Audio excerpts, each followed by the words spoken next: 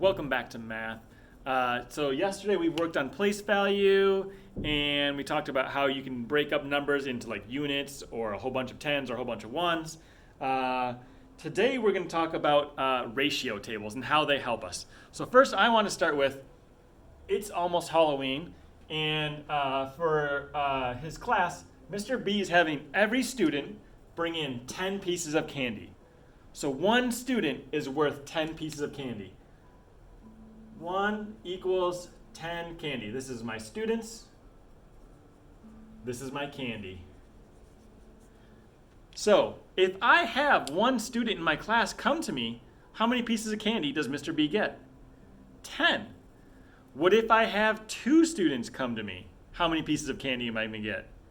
Well, 2 students, and each one brings in 10, so they each brought 10, so I'm going to have 20.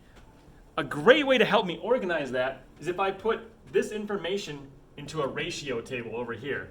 And so I've already filled some of this in. And so if I have 1 student, they're going to bring me 10 pieces. If I have 2 students, they're going to bring me 20. If I have 3, they're going to bring me 30. Let's look at 4. If I have 4 students, they're bringing me 4 pieces of candy. What does that mean? Well, the way I did it earlier, I said 4 students, and they each brought 10 pieces of candy. So if I'm looking at that, that's 10 for 1 student, 10 for another, 10 for another, and 10 for another. And so I can add them. I add my 1 spot, and I have 0 ones. I have 1, 2, 3, 4 10s. So I have 40 pieces of candy. So I can keep doing it. I could add up 5 10s. I can add up 6 10s. Is this the most efficient way to get our answer, though, if I have 4 students? No, it's kind of a lot. What's a quicker way to get that? What can I do to get 4 groups of 10 quicker?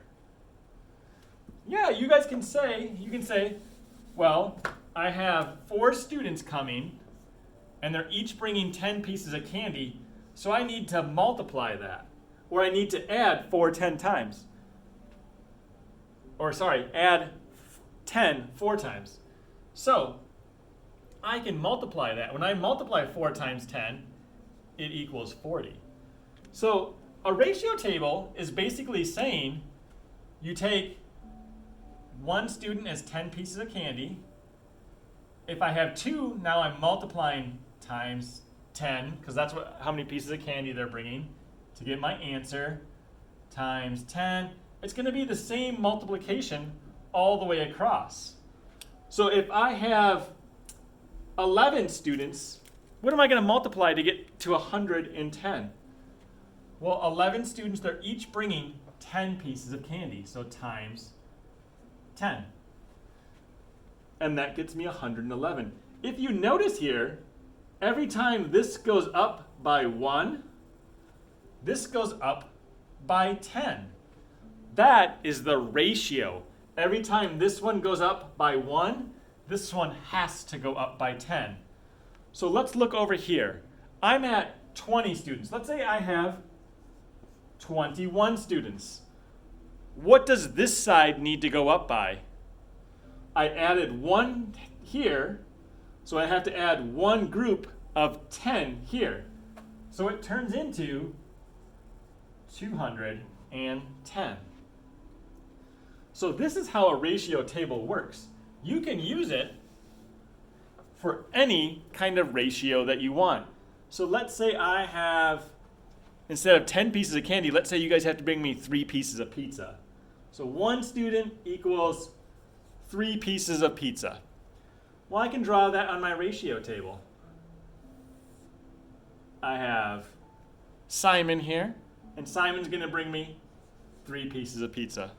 What if I have 2 students? What if I have Simon and Alex? So I have 2 students.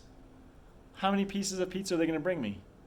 Well, 2 times 3 equals 6. What if I had 3 students bring me pizza? How many pieces of pizza am I going to have? 3 times 3 is 9. So as you notice here, we go up by 1, so a plus 1. Here, we go up every time by plus 3, plus 3, plus 1. What if I were to go up another 1, plus 1? How many would I have to go up here? Yeah, plus 3, because the ratio always stays the same. So if I have 12 students, or 4 students, they're bringing me 12 pieces of pizza. That is why I really like ratio tables. They can help me keep track of things. And like we said before, sometimes we can do bigger jumps. So I can go from 4 to 8. So I doubled that side, but I have to keep my ratio the same. So I times it by 2 on this side. So what do I need to do on this side? I need to times it by 2 again. So I would get 24. So that is ratio tables. You're going to have some work on ratio tables, and I want you to kind of notice how you can go up and down by ones and what happens to this side. And that will relate to your homework. If you have questions on ratio tables, please let me know in whole group, and I will see you soon. Bye.